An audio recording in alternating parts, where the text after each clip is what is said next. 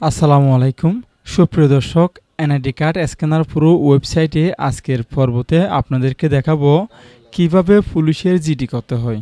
সচরাচর আমাদের দোকানে বেশিরভাগই এই কাজটি আসে। তো আমাদের দোকানে পুলিশের জিডি করতে আজকে এক ভাই আসছিল, তো আমি তাকে এই ওয়েবসাইট দিয়ে করে দিছিলাম। তো এখানে দেখতেই পাচ্ছেন, আপনি সর্বপ্রথমে দেখতে পাচ্ছেন এখানে ক্লিক করার সাথে সাথে আপনি অনেকগুলো বিষয় দেখতে পাবেন। আপনি কোন বিষয়ে করবেন, বেশিরভাগ বিষয়টা প্রায় 80% বিষয় এখানে লেখা আছে। তো আমি এখানে বেশিরভাগ আমাদের যে কাজটা করতে হয় পাসপোর্ট হারিয়ে যাওয়া নিয়ে বেশিরভাগ করতে হয়। আমি সেখানে ক্লিক করলাম।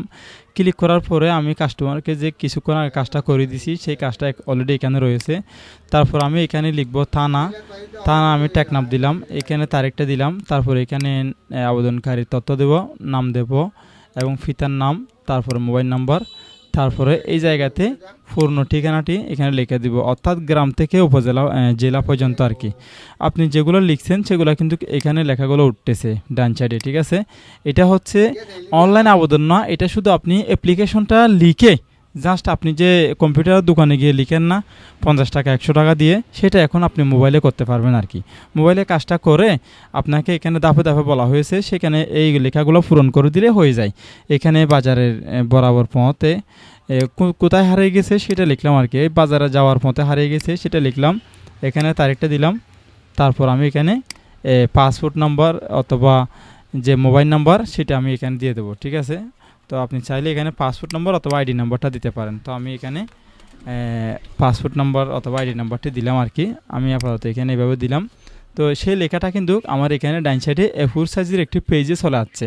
এখানে কোথাও সমস্যা আছে কিনা দেখবেন, বাকিগুলো সব লেখা আছে একেবারে দরখাস্ত যেভাবে লিখতে হয় সেভাবে করে সাজালো গোজালোভাবে দেওয়া আছে।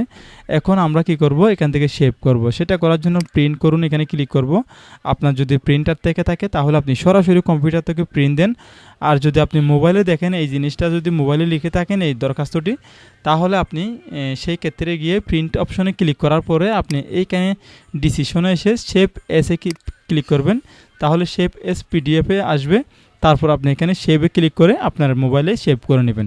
সেভ করার পরে কম্পিউটারের দোকানে গিয়ে আপনি এটা কম্পিউটার দোকানদারদেরকে 5 টাকা অথবা 10 টাকা দিলে আপনাকে এটা প্রিন্ট করে দিবে। তাহলে আর ঝামেলা নেই, আপনি এটা সরাসরি পুলিশ অফিসারের কাছে গিয়ে থানায় গিয়ে এটা জমা দিতে পারবেন।